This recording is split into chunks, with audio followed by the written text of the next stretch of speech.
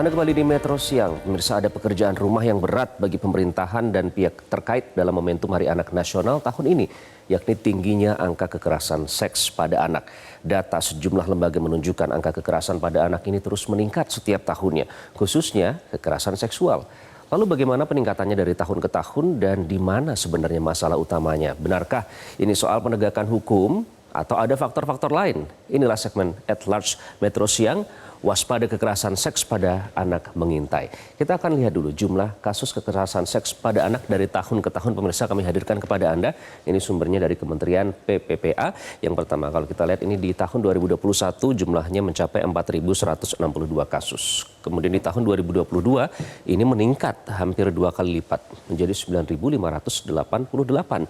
Dan yang terbaru tahun lalu ini mencapai 10.930 kasus. Nah, kalau tahun 2024 memang belum dicatat ya, karena ini masih berada di pertengahan tahun begitu.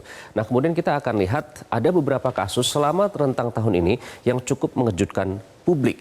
Yang pertama, kita flashback pada Oktober tahun 2020 itu. Ada di kasus yang terjadi di Sidoarjo, Jawa Timur, di mana di situ seorang ayah mencabuli anaknya sendiri, dan anaknya ini adalah balita yang masih berusia 3,5 tahun. Kemudian pada kasus kekerasan seks lain ini dilaksanakan pada tahun 2019 hingga Juni 2023. Saat itu kejadiannya di Cakung, Jakarta Timur. Ada seorang ayah yang memerkosa putri kandungnya sendiri yang berusia 8 tahun. Dan kasus yang juga mengejutkan ini adalah Juli 2023. Pada saat itu mungkin pemirsa juga sudah menyaksikan sendiri di media sosial. Di Tangerang Selatan ada seorang ibu yang melecehkan putranya sendiri yang berusia 5 tahun. Kemudian pelecehan tersebut direkam dalam bentuk video dan video tersebut kemudian dijual pada mereka yang ingin membeli video tersebut. Nah, itu beberapa kasus yang cukup mengejutkan. Tapi mengapa ini bisa terus terjadi? Sebenarnya bagaimana sih penegakan hukum? Apa jerat hukum yang diberikan kepada pelaku? Kita akan lihat beberapa di antaranya. Nah, jerat hukum pelaku kekerasan seks anak sebenarnya ini kami dapatkan sudah ada ya peraturan perundang-undangan yang cukup tegas mengatur di situ. Ini dari Undang-Undang Nomor 35 Tahun 2014 dan Undang-Undang Nomor 18 Tahun 2016 tentang perlindungan anak. Di situ diatur hukuman terhadap para pelaku kekerasan seks terhadap anak. Yang pertama, ini mereka terancam dihukum 5 sampai maksimal 15 tahun penjara.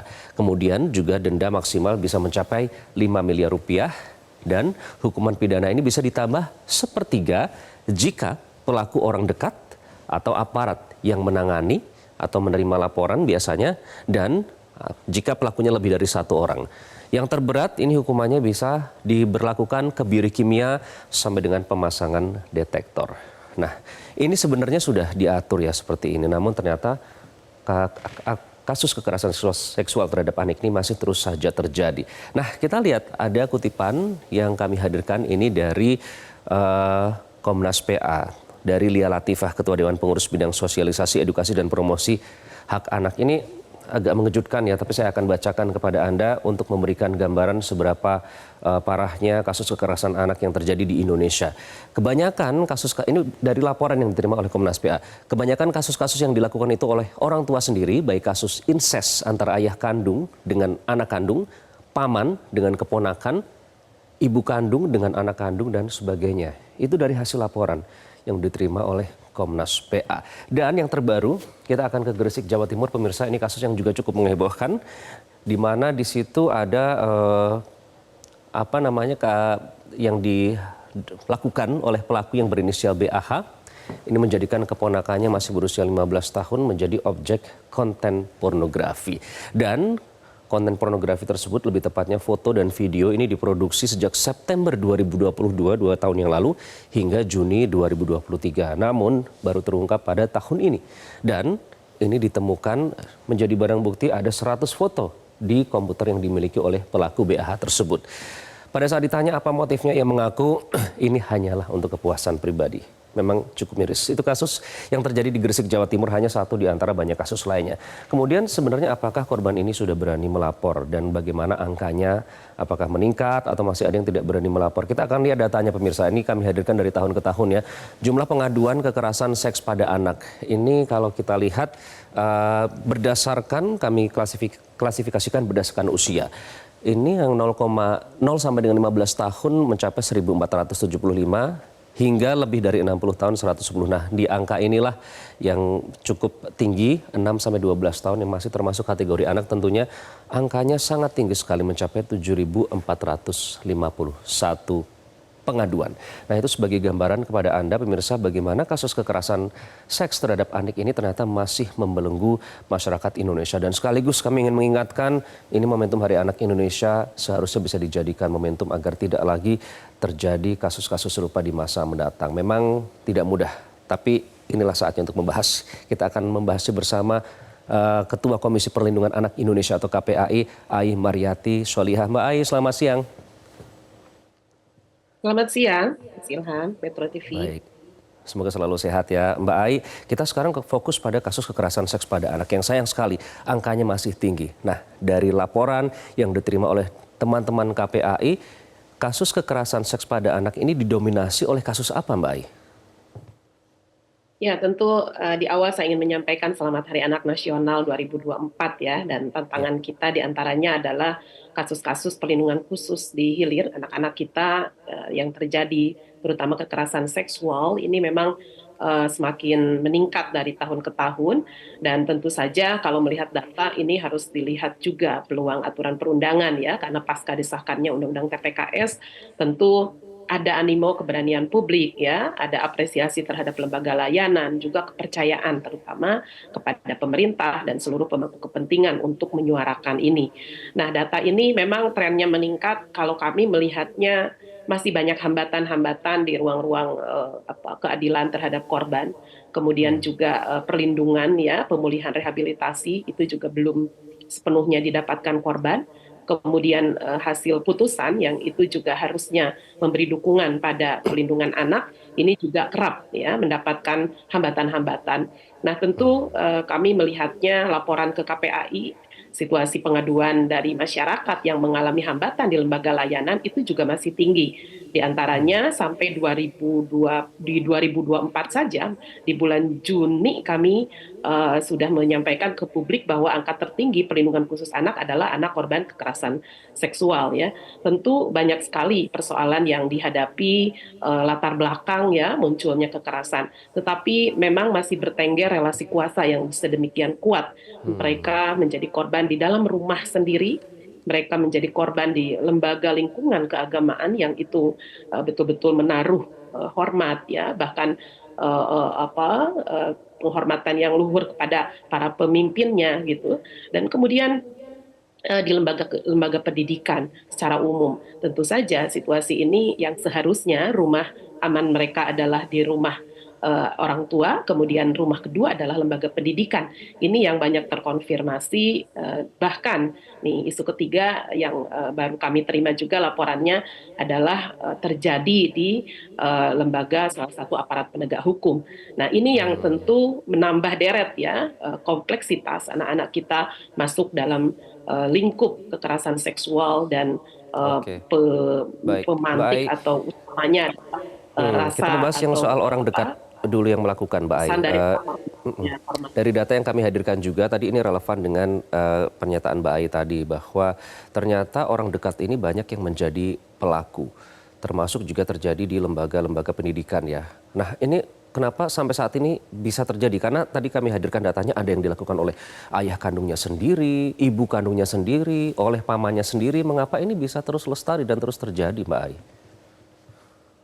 Ya, tentu kalau kami mengungkap latar belakang munculnya ya situasi kekerasan ini tidak bisa lepas dari bagaimana tumbuh berkembang serta pesatnya arus informasi, teknologi gitu ya. Kemudian juga disrupsi global yang hari ini dialami masyarakat Indonesia itu belum sepenuhnya kita siap dan melampaui situasi itu. Kalau di masa lalu mungkin keterbatasan ekonomi dengan satu rumah ya bersama di ruang tidur di situ, ruang tamu di situ, itu ada kasus-kasus yang kemudian muncul incest dan lain sebagainya. Tetapi hari ini banyak latar belakang yang muncul adalah ketika orang dewasa menjadi ketergantungan secara pornografi dan kemudian tidak ada kemampuan untuk menyalurkan hasrat seksualitas. Nah, kerentanan anak-anak kita berada di lingkungan keluarga yang mungkin diantaranya terpisah ya dari suami dengan istrinya gitu, atau bahkan ruang-ruang yang menunjukkan bahwa mereka juga sudah lingkungan keluarganya sangat tadi ya situasi kemiskinan, juga tadi ada kebiasaan-kebiasaan pornografi yang itu kemudian tidak mampu dikendalikan secara seksualitas. Nah, kerentanan anak ini berkelindan ya ketika problematika ekonomi juga disasar oleh sekelompok sindikasi yang kemudian hadirnya tawaran-tawaran pornografi ya, beberapa kasus diantaranya orang tua kandung melecehkan anak dan jadi konten pornografi untuk diedarkan misalnya dengan diiming-imingi sejumlah uang. Ini menambah deret kompleksitas anak-anak korban kekerasan seksual, dan tadi kasus-kasus di hilirnya kan ditemukan adalah pelakunya bukan orang lain tapi keluarga. Nah, di sisi lain tentu kita juga tetap ya harus berpatokan pada bagaimana pengasuhan positif di dalam keluarga ya. Kalau misalnya keterbatasan secara ekonomi dianggap keterbatasan ruang di dalam rumah yang tidak ideal, tetapi kalau pengasuhannya positif di mana orang tua tetap ya memiliki role of model, mereka memberi dukungan kepada karakter ya, pendidikan akhlak, dan orang tua pun juga menempatkan pengawasan, pengasuhan, perawatan dan pemenuhan hak anaknya terhadap anak itu betul-betul secara jadi itu yang harus dilakukan supaya bisa mengurangi ada. angka kekerasan seks terutama di lingkungan keluarga. Mbak Ai, jadi laporan sudah banyak yang masuk. Apa yang sudah dilakukan KPAI agar angka ini bisa menurun, Mbak Ai?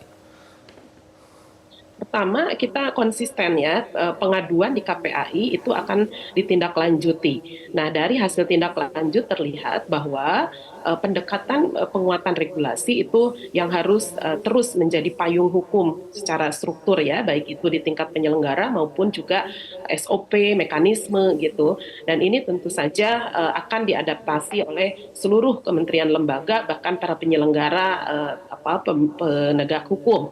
Yang kedua, tentu dari aspek program kerja pemerintah yang menjadi program literasi digital, pengasuhan positif, ini harus menyasar seluruh lapisan masyarakat. Kami melihat masih ada segmentasi yang mungkin mengalami kompleksitas, misalnya di tengah masyarakat 3T ya, atau juga lingkungan atau masyarakat yang mungkin masih di perbatasan dan lain-lain. Berikutnya adalah partisipasi anak. Kita tidak mungkin dapat membangun sebuah program dan proyeksi pembangunan ramah anak tanpa melibatkan suara anak. Partisipasi bermakna anak akan mencegah secara aktif anak-anak bisa menghindarkan diri. Mereka tidak tergantung pada objek pornografi ya. Mereka bisa mengetahui mana yang boleh dan tidak berselancar di media daring dan bisa menghindari bentuk-bentuk kekerasan kepada dia yang mengancam, baik itu dari orang terdekat dan bahkan orang-orang yang mungkin relasi kuasa tadi. Nah, untuk itu tiga hal ini harus bersinergi dengan baik itu pentahelix ya, media, kemudian dunia usaha, masyarakat di dalamnya, dan juga seluruh tokoh agama, tokoh masyarakat, sehingga terkikis ya nilai-nilai yang kemudian di masyarakat abai ya, kurang rasa solidaritas, kurang rasa perlindungan, mengurus anak itu perlu sekampung, sedesa gitu ya, untuk sama-sama anakku, anakmu, anak kita semua ini mendudukan bahwa perlindungan anak bukan hanya soal peran dan leading sector, tapi adalah satu bentuk kebersamaan, dan tentu seluruh masyarakat harus mengambil peran strategis tersebut. Sudah saatnya harus menjadi prioritas ya Mbak Aya. Tadi ternyata memang banyak sekali faktor yang memengaruhi kenapa anak ini masih menjadi korban kekerasan seksual, sudah Anda jabarkan tadi. Terima kasih Mbak Ai Mariati Solihah, Ketua KPAI, sudah bergabung dengan Metro Siang. Jelajahi cara baru mendapatkan informasi. Download Metro TV Extend sekarang.